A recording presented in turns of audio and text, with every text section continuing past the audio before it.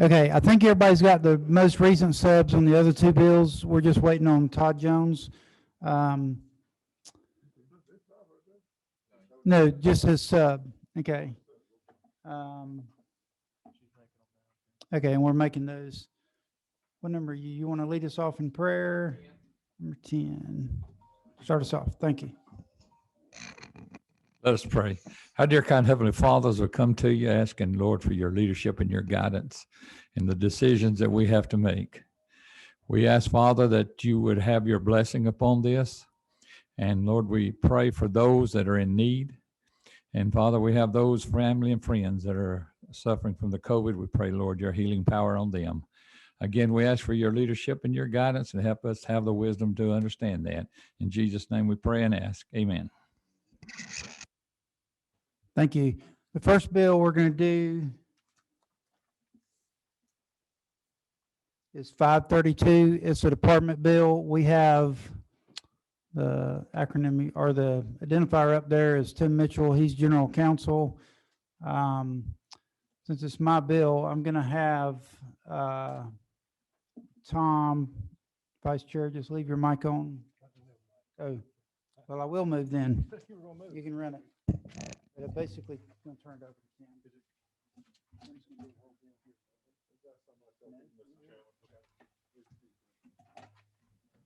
What's that?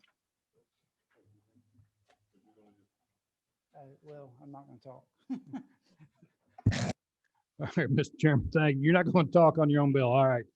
This is new stuff. So Chairman brings us House Bill 532, and I believe Tim on Zoom is going to really be the one to present the bill. And how do I bring him up? He's up? Thank you. Tim, the floor is yours. Thank you, sir.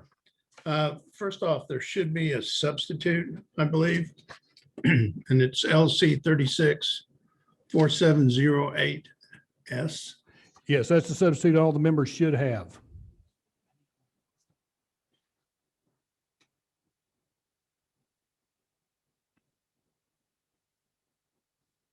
Good. Yes, go ahead.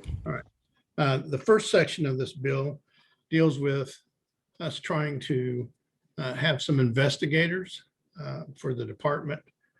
As it is now, for us to investigate fraud cases requires us to go to the local DA or to try to convince local law enforcement to investigate it.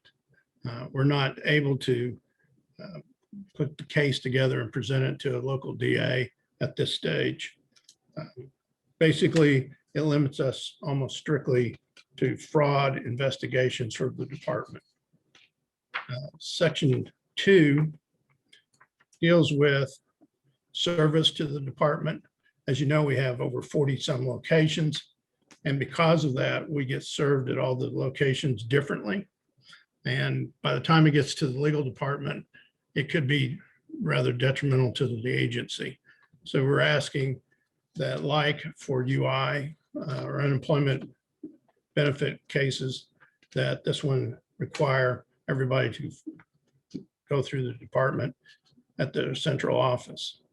Section 3 is a request in part from the USDOL. They're asking that we amend last year's bill, which was passed, which was House Bill 1090. And what it deals with, and that's where the amendment came in, was to allow us to waive, or the commissioner to waive, report search requirements so long as it didn't cause a conformity issue with the federal government. That was their concern, and we told them we would bring that up. Section 4, this addresses language that was inserted into the code during the Great Recession that is no longer applicable. And if you continue on, I apologize to the committee, we had to include the entire bill. The next part that comes up also deals with items that were placed in during the Great Recession, and especially like in item starting in line 30 and lines 43, you'll see that those are funding requirements referring to Public Law 111-5 that apparently, according to USDOL, is no longer applicable. So we asked that that would be stricken. And if I'm not mistaken, and the last page also covers the same issue. And that's the bill. All right. I know everybody's kind of looking at it. We got a few questions. Start with number 6. Who's number 6 down there? Is that Sam? Sam, go sir. ahead. Thank you, Mr. Chairman. Thank you for being with us. I did have a question regarding Section 1 that would provide the Department of Labor the ability to arrest. Could you clarify why that power is necessary, especially when the Department of Labor has had such a challenging time replying to constituent unemployment claims? Do they have the capacity to further their own investigations? And again, specifically as to the power to arrest. Well, let me begin by saying, as it is right now, we have to work with the GBI, the AG's office, local law enforcement, and anybody else that wants to be on this. A lot of it is handled through OIG for USDOL. As a consequence, if it is not a large number of individuals and doesn't have a large dollar amount, they tend not to do anything. So in an effort to protect the state and the monies that we're responsible for, what we're trying to do is get it so that we could have investigators who could go after that group of people that seems to be eliminated from the big groups of numbers, and try to start enforcing those laws against them in order to convince everybody not to try to defraud the state. Now, to your question of whether or not we have the capabilities, right now we don't have the capabilities because we don't have any investigators. So what we're stuck with is talking to OIG, USDOL, and trying to convince them to do it. We have one attorney who is basically handling requests from local law enforcement to deal with, please provide us with information. But other than that, we have a small integrity unit that tries to stay on top of that. But you can only do so much. Our agency was geared more towards going after the individual who individually alone would be attempting to defraud us. And I think maybe even better yet, to put it in perspective, when the unemployment was $235 a week, that's not a big demand to have fraud. Whereas now could be as much as $1,000. Mr. Chairman, may I follow up? So you said there were a certain threshold to a certain degree as to cases that you don't pursue. Could you provide additional detail into the? Yeah, let me explain. Not that we wouldn't pursue, but that the federal agencies are looking at and saying, it's just not enough. We don't have the manpower, quote, we don't necessarily have the manpower to deal with somebody for, put it in perspective, maybe 2 or 3 individuals that tapped somebody for 100,000. I mean, not when you're looking at people, as if you may have seen in the newspaper, California shut down for 2 weeks, literally their labor department, and ran a check and came up with almost $650 million in fraud. So. All right. Could I sum that up then? This is to say that one of the things this would do is bring a lot more consistency to your investigation and fraud alerts and everything across the entire state, wouldn't it? Yes, sir. Okay. Number 8. It's down in front. Thank you, Mr. Chairman, and thank you very much. I guess my question is in section 1 as well, and Tim, thank you very much too. I guess my question is, does any other state have this kind of power? I mean, I heard you talk about California shutting down for 2 weeks, but is there any other state that has this kind of power? Not that I'm aware of, but I didn't check. So we will be the first, excuse me, Mr. Chairman, I want to just make sure I understand this. So we would be the first state to have, to give the commissioner this kind of power? No, what I'm saying to you, Representative McLean, is I didn't check to see if any other states had that position. So I can't answer your question. If you're So- asking if we're the first state to do it, or if we're the only state that's doing it, I can't answer it. I mean, I don't know. I will be glad to look and let you know. Thank you, Mr. Chairman. Can I have a follow-up to, because, I'm listening to all of this, but I'm not really understanding it because I'm just trying to figure out where would the training come from? And we don't have enough people to pay claims and do those type of things. But we're trying to add more people. Would it be a lot easier to add people to pay claims? Or would it be a lot easier to try to find investigators? Well, That is a question too. is that, I'm sorry. That's a question. Oh, okay, thank you. To answer your question, would be to do both. I know the department's hired quite a few people in an effort to meet our requirements to process claims. The issue that we're faced with, and if I can, Representative McLean, let me just point out, for example, the federal government created what they call PUA, excuse me. And when they did that, they told us that you had to immediately pay somebody and then they could certify as to whether or not they're telling us the truth. If they didn't tell you the truth, then you just paid out anywhere from 1 week to 3 weeks worth of benefits. That is the biggest fraud catcher of programs across the nation. And that's one of the reasons why the FBI, the OIG, and all of them are getting involved, because it's the federal dollars. We do not have that capability to address anything that's a smaller nature when they're all going after the bigger ones. So it's the attempt here is to give us the ability to put together a case so you could present it to a prosecutor and see if they could take it.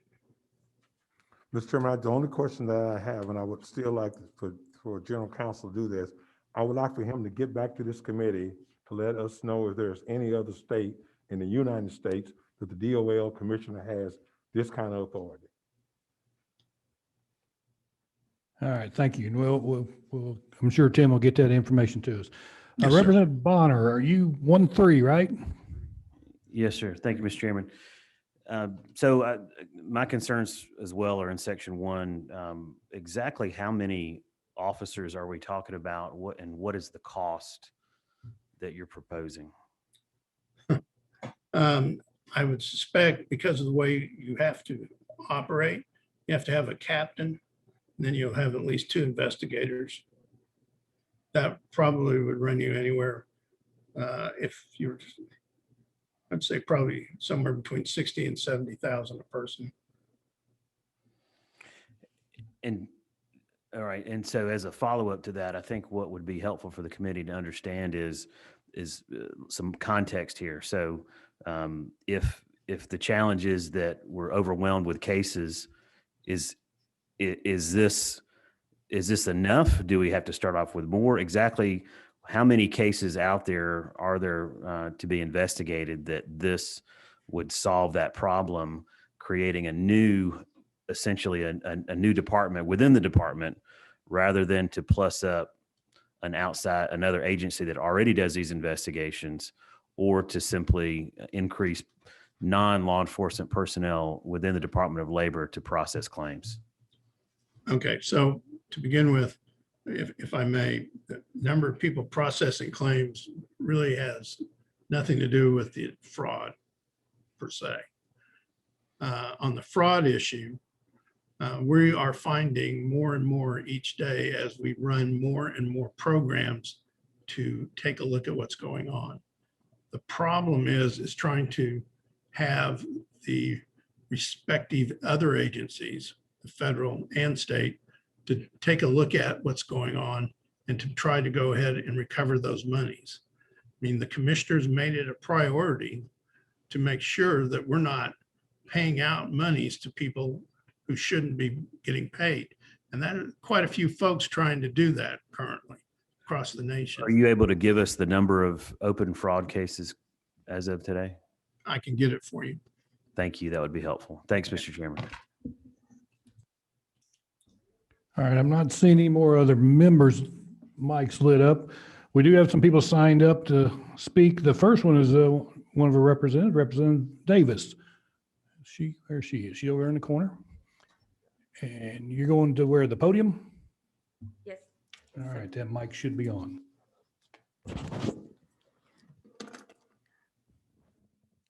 Hello, my name is Representative Viola Davis. Can you understand me with the mask on? All right. I had marked, because I did not have your substitute, but it seemed like the numbers are still the same. On page 1, lines 15 through 18 about the investigators. I must state that we have some problems with that because we've had a number of our constituents call, and I'm want to focus on the ones that called about the issue of fraud. When they called about the issue of fraud and wanted to report that there was a problem with their claim, one woman in particular, I'm thinking of, not only was a claim done on her, but it was also done on her 17-year-old son. And she tried to contact the Department of Labor and was unable to reach anyone. So I was saying more than anything, we needed a call center as opposed to peace officers. But I can understand the need for additional investigators. But I would ask that we remember that the federal government allocated over $100 million in the issue of fraud. And of that 100 million, 2 million plus came to the state of Georgia. Is there some way we can find out what was done with the $2 million? Exactly how was it spent and allocated? Next, on page 3, lines 41 through 42, when you waive work, search, reporting, I know that annually we need to submit a federal report to the federal government that shows that we've made timely payments. Would this affect that at all? Will we still be doing the timely reporting as far as our federal reporting and also the ones for finance? And on page 5, lines 105 through 109 was another concern. Let me make sure. Now, it states that when it comes to the extended benefits, you had a cutoff time where you said November 1st, 2020 through December 31st, 2021. For the times that the benefits were extended before that time, would that be affected? And if it would, how will that affect the people who never received any payments whatsoever? Can they get that money back, even though they qualified? It was a good claim. They do not fall in fraud, but for whatever reason, they fell through the cracks and or do those payments.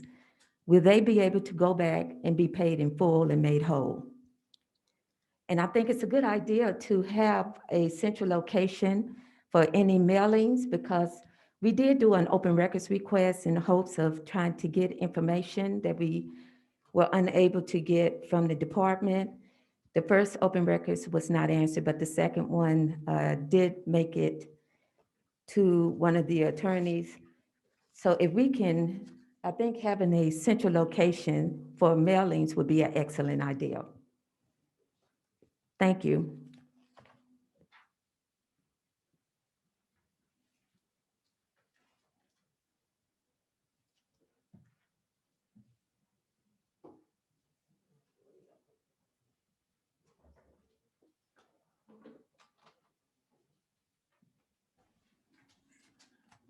Tim, you can jump in here anytime you want, but Representative Davis, let me turn this No, it's other way, down's lower, isn't it? We'll get it right. I apologize. That's all right, no problem. I'm not sure I totally, you were talking about the claims in the offices and believe me, as an HR manager, I understand. Contacting Department of Labor last year has been a little tough. So I know that, but to answer your questions, I think on 41, 42, I think that's exactly what they're doing with this is where you see except when such waiver would create a conformity issue with the federal law. Okay, That is where they're clearly saying that, yeah, we still got to do those reports because that is the requirement. And then on your question on, what was it, line 105 through 109, that ends up, there typically after that extended period be another 14 weeks of waiting period, but that's going to be disregarded is the last word in that sentence, should this continue on in the pandemic that we're suffering. That's the way I read it. If Tim sees something different, he'll jump in, I hope, anytime. You got it right, sir. All right, thank you.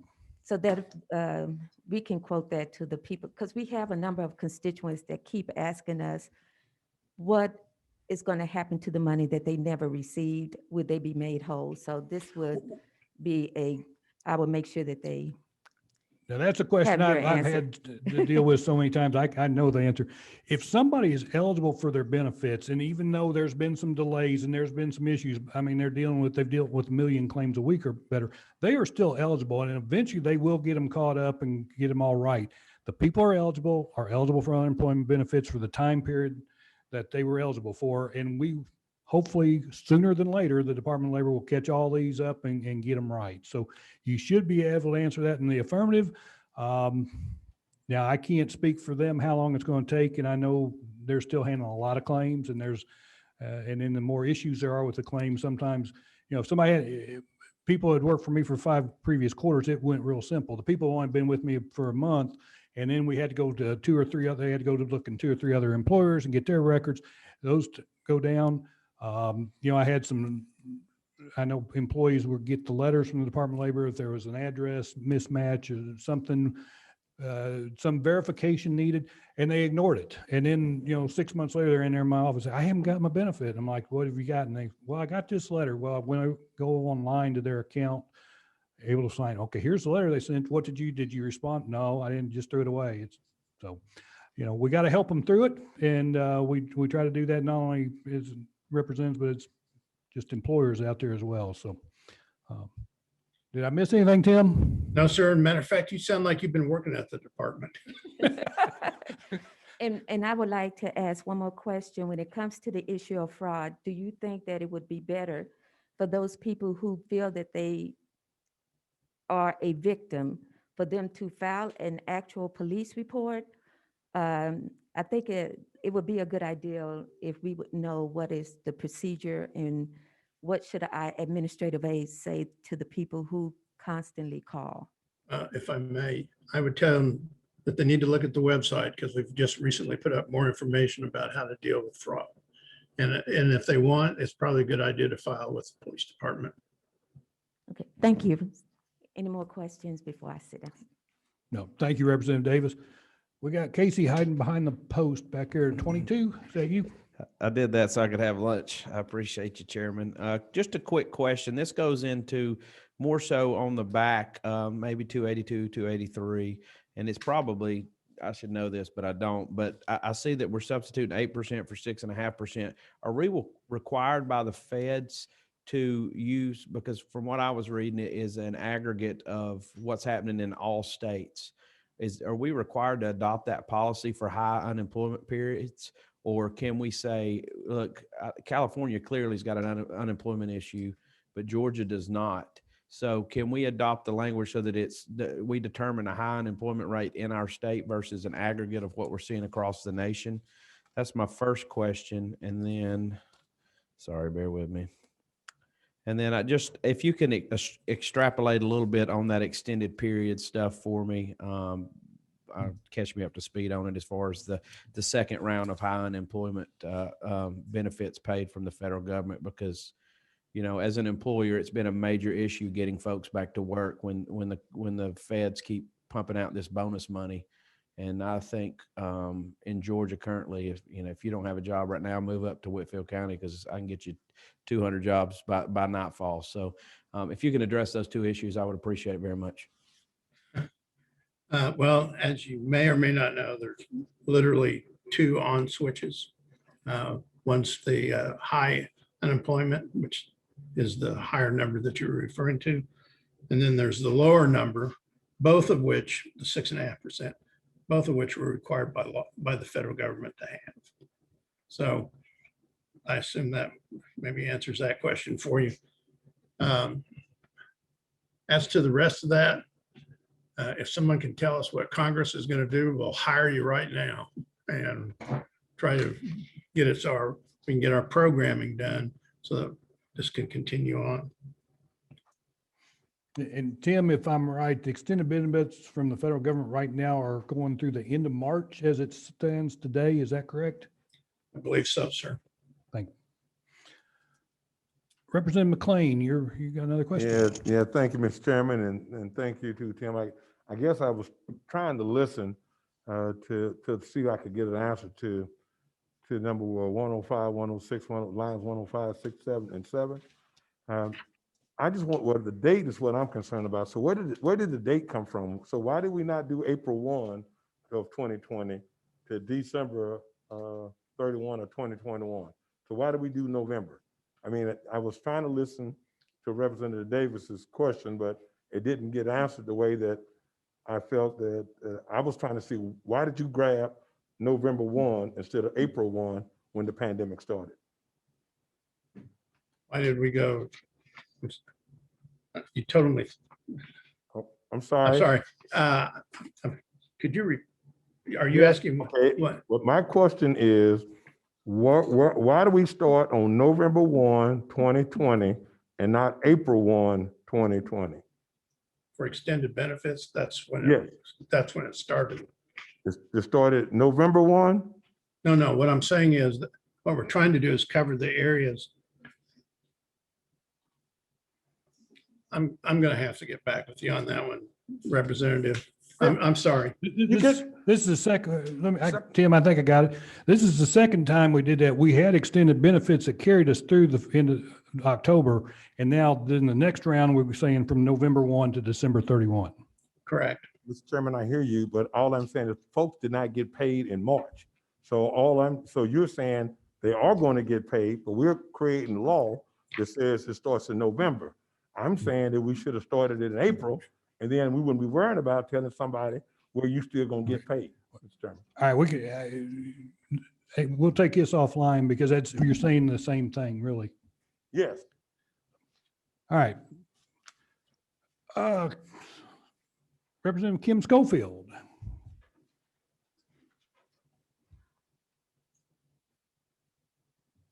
Thank you, Mr. Chair. I'm State Representative Kim Schofield, and I just have, and thank you, members of the committee. I just have one question that I just need a little clarity on. And the question is, why is it necessary when the department already has tools to address fraud in the code? There's a code section that already has this. Why is it necessary for this bill? Tim, you want to address that again? Well, yes. The problem is you are correct. We could address code in the way it is addressed in there, but the way it's set up is we have to go to the Attorney General's office to get anybody to prosecute for this. Or we have to come up and see if we can convince the local DA or the local law enforcement folks to pursue this. This would allow us an opportunity to put together a case and then go present it to the local DA or to the Attorney General's office, rather than try to convince some sheriff's office or some police department who's probably stretched with manpower anyway, that they need to go out and check on 2 or 3 people that we think might be committing fraud. Follow up? Just a statement. It just seems to me that the Department of Labor has failed to secure a system that protects from frauds. And now you want us to come back and fix what you should have done in the very beginning of this. And so you've hurt a lot of people with this system that should have been fixed, that we knew was wrong, and there's something in the code that could have addressed this. So Well, again, ma'am, if I may, that was, a lot of that is federal law. That has nothing to do with us. we have codes though, but thank you. All right, that's all we've got. So what's the will of committee? Representative Bonner, got your hand up. Thank you, Mr. Chairman. I think there've been a number of questions raised that are worth getting responses to. And so at this time, I would make a motion that we table this bill to a future hearing. All right, Representative Bonner has moved, we table this bill. We've heard several seconds. All those in favor of tabling the bill signify by saying aye. Opposed? The bill is tabled. All right, next, Representative Jones. You got a little bill that we need to discuss, I understand. All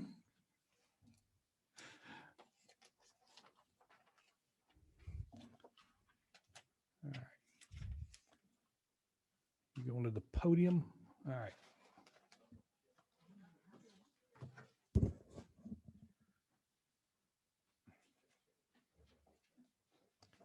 Did Representative Carpenter bring enough to share with everybody? I mean, it's kind of like the class, school, isn't it? If we knew a good restaurant tour, they would have brought food.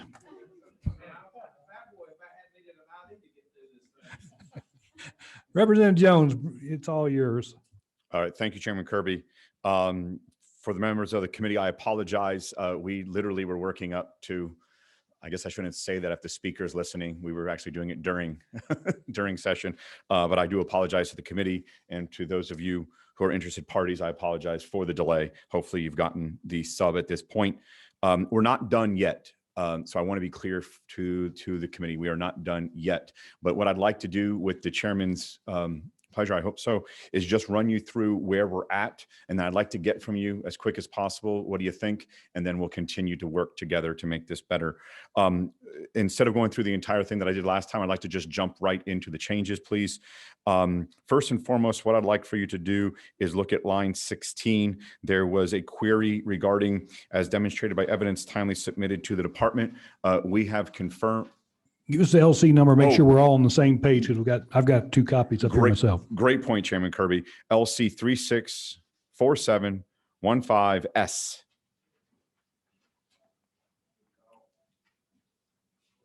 Representative Carpenter, do you have it? Okay. You got that chicken? Okay. All right. On line 16, there was a query regarding, as demonstrated by evidence timely submitted to the department. There was a question regarding, is that asking for a pre-clearance? In fact, it is not asking for a pre-clearance. We did confirm that with the department. It's standard operating procedure for the audits to be actually look back. So if in fact, what this is saying is if the department does audit you and the department asks for information, they do expect it to be in a timely manner. In other words, they don't want it 5 years from now. The second thing I'd like for you to do is I'd like for you to consider that in existing law, lines 9 through 1/8 of 16, and then starting again in 38. So what we're doing is we're placing into existing law, effectively a loose interpretation of SCOTUS around the Sky King determination decision regarding how the department should look at control. And then that's where you start looking at 19 through 37. That has not been changed, but I wanted to make sure that you recognize, because I did have some off committee comments meeting, folks came to me afterwards and they weren't quite sure. So I want to make sure that you understand in existing law is through 16 and it picks up again in 38. We are just providing in 17 through 37 a way for the department to basically determine that scope, span, and control. Next. When you look at 40 and 41, there was an inquiry, again, not during the committee meeting, but afterwards, regarding what happens if the IRS makes a decision. There was at least exploration into, could we just path behind the IRS looking at all the rules and regs, and then if they change, then we change, et cetera? Could, in a sense, the statute be dynamic? I wish it could be that way. It can't. That was something that we were interested in doing, but I do want to let you know, for those that ask, the IRS rules do, in a sense, trump no pun intended, it due to trump the actual ruling of the state. So what I wanted to say there, if the DOL says you're a 1099, but the IRS says you're a W-2, congratulations, you're a W-2, you're not a 1099. Finally, I believe it was Representative Bonner or Representative Pruitt. My apologies for not recalling who. You asked about the fines. If you move now, please, to lines 48 through lines 53, you will see before it was a fine of $10,000. We went back and forth on, do we put up to $10,000? How do we change this? And here's what we got to, everybody. We decided to make the line of demarcation at 100 employees. So if you're under 100 employees, the penalty would not exceed. So notice what I'm saying here, shall be in the amount not to exceed, not 2,500, not to exceed 2,500 for each individual that such employer has not classified properly. If you are an employer over 100, that it's the exact same process, except it's 7,500 instead of 2,500. Please note in 54 and 55, and again, my apologies for not recalling which representatives asked me this, we are asking the department, it was Representative Carpenter. Representative Carter, you made a comment regarding the discretion of the commissioner. So what we wanted to do, Representative Carpenter, was put in here that we expect the department to basically take into account, is this first time or 10th time? In other words, is this something that is just a pattern of systemic abuse, or is just a mom and pop who, frankly, they just didn't know better, and it was just basically either a Scribner's error or there was an error there. So that's what the intent was, Representative Carpenter, for lines 54 through 55. Finally, there was a series of issues brought up around the last section, which has now completely been redacted, around the retaliation. If you recall, that has been completely removed, and obviously the right of the private action has been completely removed. What has not been addressed from what your guys' comments were a couple days ago was on the transportation sector. We are still working diligently with industry to determine what we could do there. So if you don't mind, please give just a tad bit of grace, and we'll get back to you as soon as possible. All right, thank you, Mr. Chairman, and I'll add for the committee, I didn't know there were so many different versions of the transportation. I think I've gotten 8 or 9 different versions emailed to me since I was the one that originally brought it up. And for the committee's sake, one of the things we have discussed is this is important. We want to get this done. We've been talking about it for years, but we don't want to rush across the finish line and have a bad bill when we're done or miss something. So if we don't finish it and we got to work on the summer, we'll work all summer to get it, but we're going to get it right and get it done and get it what we need to. So number 6, that's Sam again. Thank you, Mr. Chairman. Thank you, Representative Jones, for your bill. I had 2 questions. One in terms of due process, another in terms of notification. Is there an opportunity to repeal the determination of the Commissioner of Labor if, for example, someone thinks that they are or should not be considered an employee or an independent contractor? Representative Park is Sean. Yeah. Well, I want to look to leg counsel. I believe that's in a separate code section regarding any appeal to the department. But if you don't mind, I'd like leg counsel if she's willing to make an opinion on that or a comment on that. Pardon me.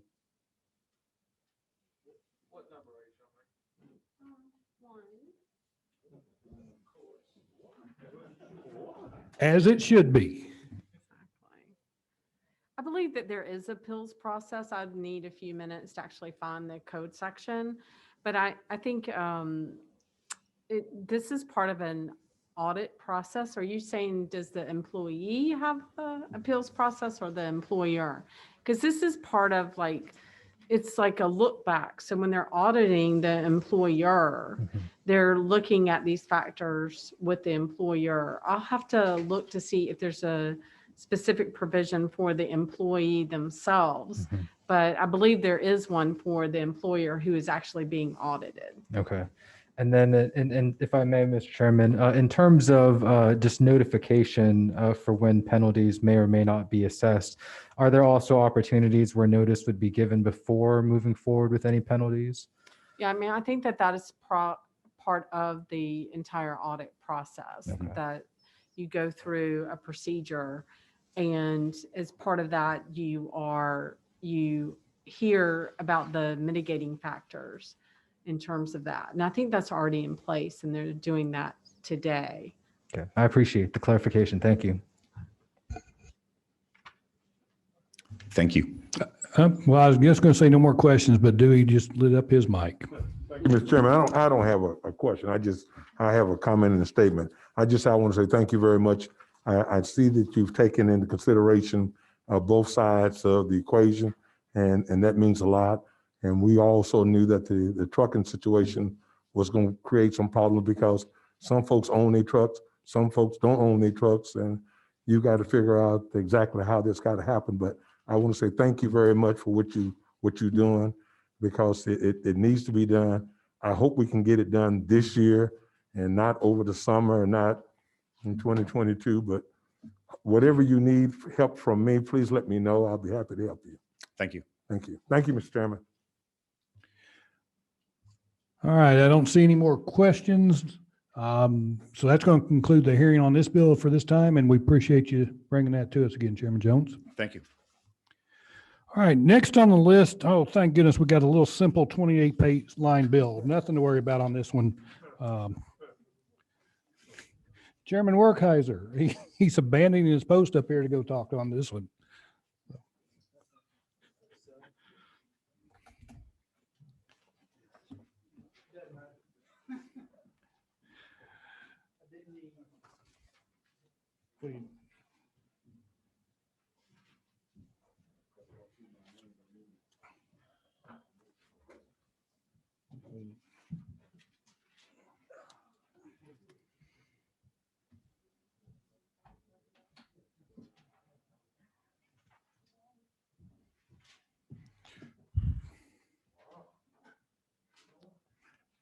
I hope that's not dinner. This may be more and more complicated short bills. And as I said last week when we started, this committee doesn't do a lot of bills, but the bills we do are pretty heavy. So this bill could probably be explained a lot better by an attorney. I don't know if we would understand it when we got to the end of it. So I'm going to tell you a story. I'm going to use all of y'all as my subjects. So Robert Pruitt, who owns several businesses, decided that he would get into the general contracting business because, and since you're in the main position, we've got Tom Kirby Airport, and he decided he needs to do an addition to a room. So Robert Pruitt says, well, how can it be hard? How hard can it be to be a general contractor? So he starts Robert's construction, but he needs some help. So he goes to Dewey and he says, hey, you're a big, strong guy. You probably need a ladder to get some of this stuff. I'm going to hire you to be my my construction guy.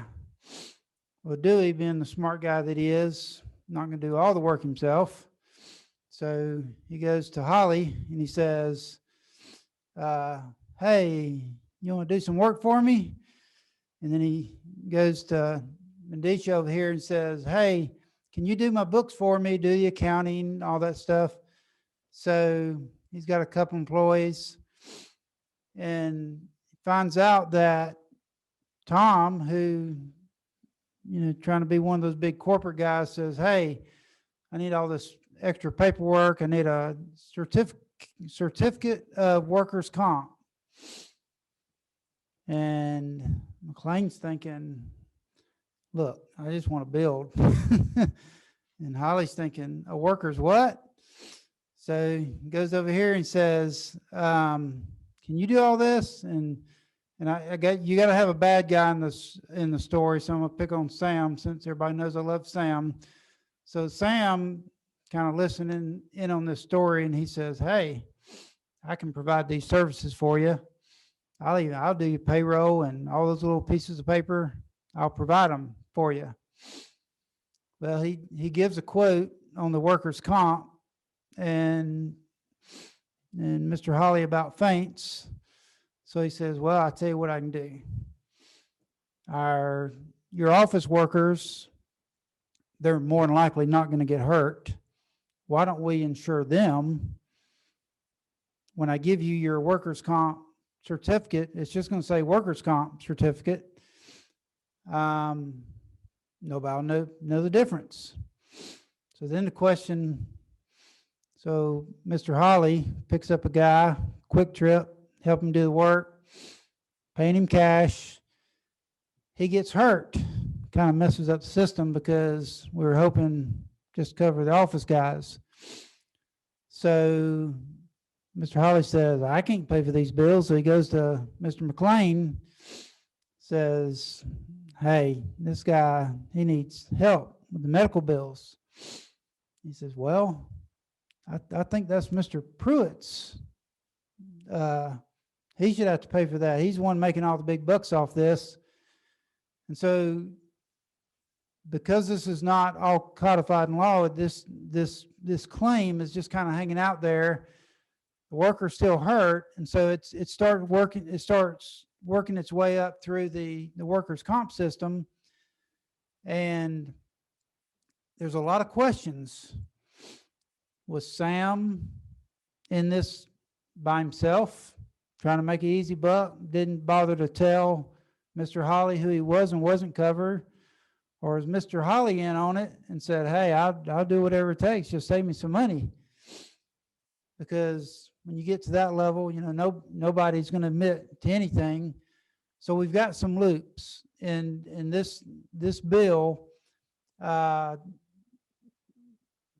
Is not the answer. It protects one group of folks. And so I'm going to go ahead and tell you the end of what I've already decided, and maybe it will shorten some of the testimony, because you can imagine when this bill was filed, I had a pretty long line at my office saying, well, what about me? This doesn't protect me. So when you come to see me and have a problem, I might put you to work. So I'm going to put this in an ad hoc committee with no timetable.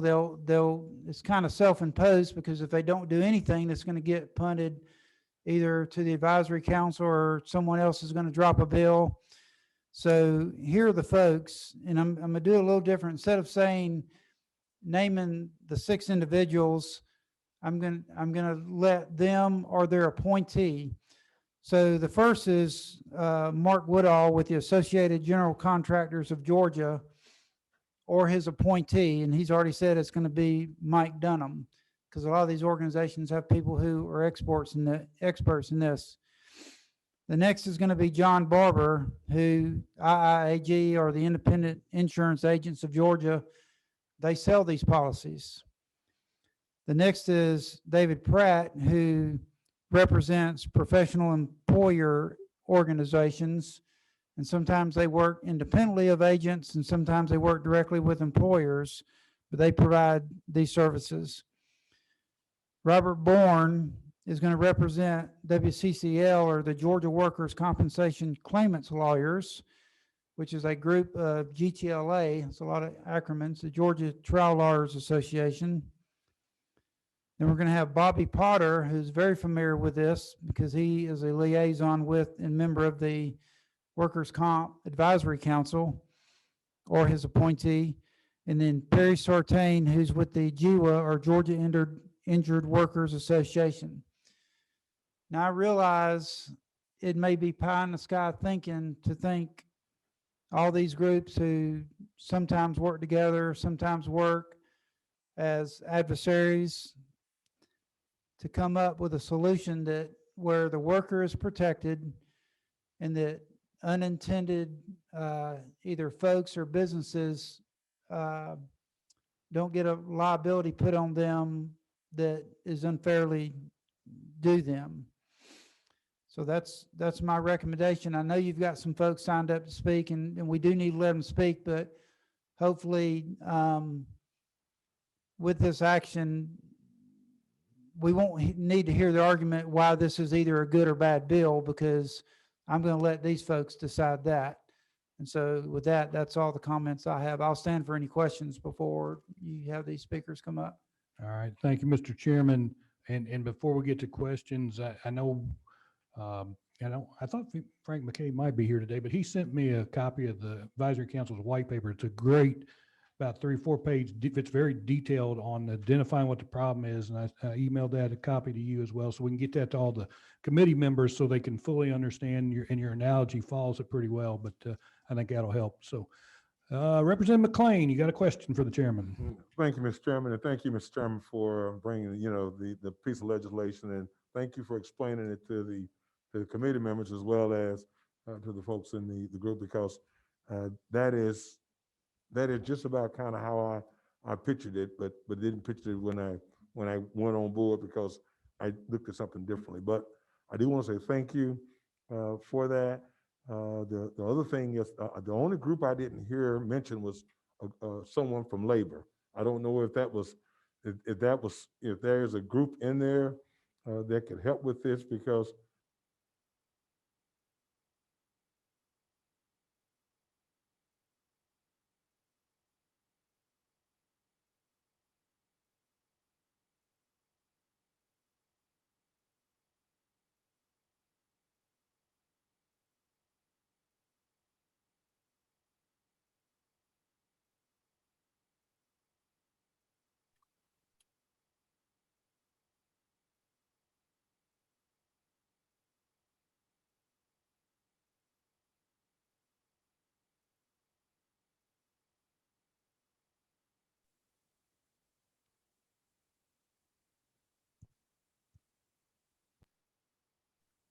Oh, man. Okay, it's not letting me in my laptop, and she literally just fixed it.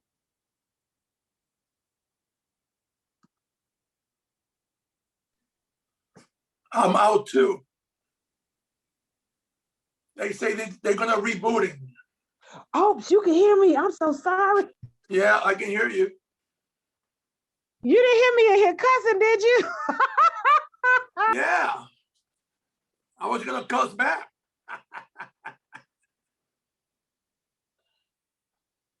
Oh, and this is important bill to get What to get out. happened? Did the internet go out? They say on the chat that the streaming machine just crashed. We're working to reboot it.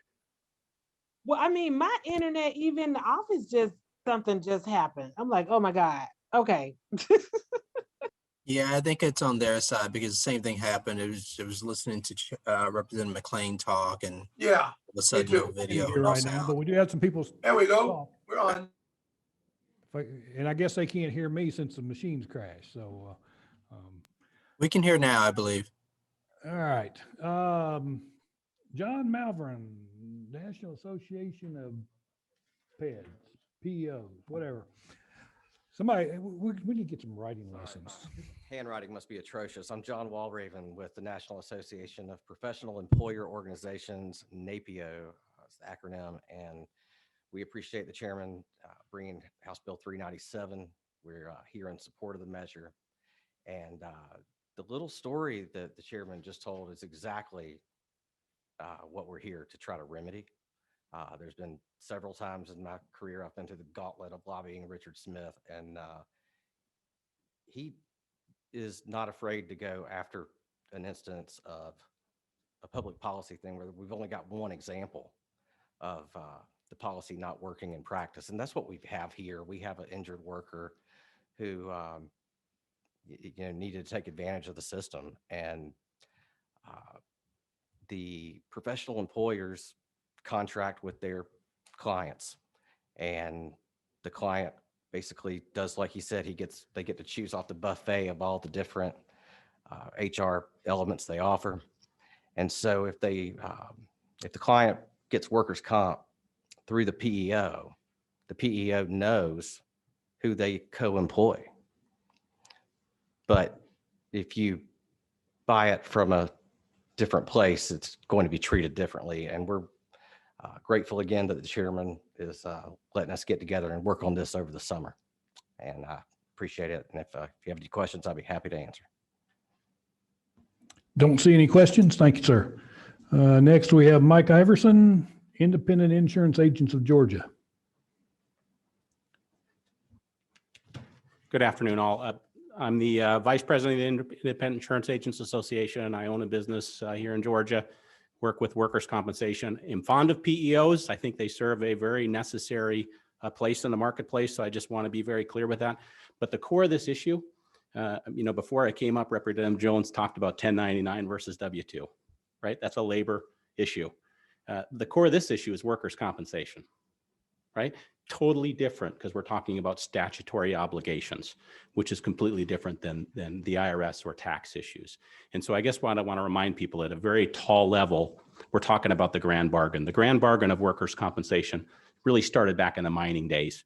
People got hurt on the job and they said, hey, I got hurt. You're at fault, employer. And the employer said, no, the other guy hit you with the shovel. It wasn't us, the business. It was the guy next to you, sue him. And so injured employees didn't have a place to go and everything was a legal mess. The grand bargain came about when employers and employees came together and came up with agreements that every finger, toe, digit, eye, back, everything has a value set on it. Not the value that you determine, the value that we determine, right? So you can imagine there are people who say, my back is worth a lot more than that. And they gave on that issue as an employee. In turn, they're compensated for any injury that happens on the job while working for employers. Right? So after that, it kind of takes care of itself. The employee is going to be taken care of. And through the whole workers' compensation system, what we're talking about, and even in the PEO sense, the PEOs bill themselves as co-employers. They are co-employers. In the room with us is the AGC, who I know they're fond of this one. When a general contractor hires any subs, they could literally not pay their bill on work comp and have it lapse. And guess who has to pay for the injured employee? The contractor who hired that sub. Why? Because in the end, the employees are still living up to their promise, which is to work, right? And employers made the bargain. There's times that I don't like this bargain because I think there's problems in the system. There always will be because people are involved. But the employee deserves to be paid. And so I guess what I want to remind people is this isn't about 1099. It's not about W-2. It's about statutory agreements going back to the grand bargain of the workers' compensation system. And if we're going to look at carve-outs, I guess I caution because the concern here is the courts ruled that the PEO was a co-employer and that this employee deserved to be paid. And they ruled against the PEO as having to pay that. That's a business partnership. That's no different than a general contractor hiring a sub that they don't know and don't trust. The moral and morale hazard is the things that we as business owners take on every day, and we should take that seriously because the devil lies in the details, and these are important things. So I guess I take it back to those very basic fundamentals for you guys to be thinking about, because I don't know that there's an easy solution, because I don't know how we can practically carve out one industry and give them a pass while leaving the General Contractors Association, the mining industry, every industry, me, an insurance agency, hiring somebody to clean our place when we're closed down. I don't know how we leave and carve out those people and then in the end leave the employee naked. I appreciate your time. It's a difficult issue. Thank you, sir. And while you're there, hold on one second. Yeah, I've never heard it referred to as the grand bargain. We usually talk about exclusive remedy. Yes. And just for the edification of a lot of the committee members who may not be quite as familiar with what we mean by that, you want to explain what we mean when we say that? Say exclusive remedy. Exclusive remedy. So yes. exclusive remedy is basically unless, and Georgia is actually probably the strictest state in the nation for sole negligence, that the employer is on the hook for any injury that happens. Period. It is the exclusive remedy. So if the employee wants to go outside of that system and wants to sue outside, the courts are going to pull them right back into the workers' compensation system and say, no, guess what, employee? This is part of the grand bargain. You have to live up to your side as well. Stay in the system. Your digits, your toes, your fingers, your wages, all those things are according to schedule. Thank you. Thank you for the question. All right. Thank you. Don't see any other questions for you. So next we have Dave Pratt, TriNet, hiding back in the back. Mr. Chairman, distinguished members of the committee, my name is Dave Pratt here representing TriNet. We are a PEO. Thank you for letting us visit with you today. We commend the bill to you. Also want to thank the chairman for his leadership and establishing this ad hoc committee. Look forward to contributing to it. learning and seeing if we can find some kind of solution that would suit everyone to the best possible extent. We also have Daniel Harris, who's my boss, also with TriNet. He would probably have some more detailed commentary to provide for you. So pending any questions, I'd be happy to hand it back to you, Chairman. His boss is on Zoom. Do we have a question from Daniel Harris or a comment while you're on Zoom, Daniel? There he is. Yeah, a couple, Mr. Chairman, members of the committee. I think David's more of my boss than vice versa. But my name's Daniel Harris. I work for TriNet. First of all, I'd like to thank you for hearing what we consider a very important issue and bill. And we would like to thank you for allowing us to express our support for House Bill 397. TriNet, just by way of background, is a professional employer organization. We are headquartered in California, but we do business all over the country. We serve more than 17,000 small and mid-sized client companies. We co-employ through them over 330,000 worksite employees, including more than 15,000 in Georgia. Just real quick, our services include, and I'll wrap this up real quick, but our services include not only payroll, not only workers' comp, but we also provide benefits, retirement benefits on a scale that a lot of small and mid-sized employers would not be able to provide on their own. Just real quickly to this issue, a PEO relationship with its clients is established by contract. And it allocates employer responsibilities between the two parties. PEOs can only provide workers' comp coverage for those employees with whom it has an employment relationship. Those that are active employees on the PEO, those on the payroll roster, those co-employed by the PEO. Clients, on the other hand, should be responsible for providing workers' comp coverage for those employees not covered by the contract. So we look forward to having the discussion and coming up with a solution with the rest of the group. And thank you very much for giving me some time to speak today. All right, thank you. And I don't see any questions for you. We've got one more speaker, Stephen Berry with Builders Insurance Group, and he is also online. Stephen, it's yours. Can we see him on the screen? Hello, can you hear me? There you are. Can you hear me, Mr. Chairman? Yes, we can. Oh, thank you for having me. I am General Counsel at Builders Insurance Group. We insure home builders across the state of Georgia and Florida and other states. And in that context, we come across PEOs a good bit. And our experience with them is like night and day in Georgia and Florida, being very good in Georgia so far and very bad in Florida. And I would submit that this bill makes Georgia a lot more like Florida, which is often the case, is a bad thing. And PEOs can be a good thing. And as somebody said, they often fill a good purpose in the industry, but they have one possible downside, and that's the PEO coverage gap, which the chairman's story, I think, was a good illustration. And that story happens a lot. It's not, it sounds like a coincidence, but we see it happen all the time, where a PEO has a contract with a little subcontractor to provide workers' comp, but only for employees who are on a certain list. And they only get that list once a month. And then somebody gets hurt and they happen to be the new guy who's not on the list yet. And it's usually the new guy who doesn't know what he's doing, who falls off the roof. And it happens a lot. And one of two bad things can happen there.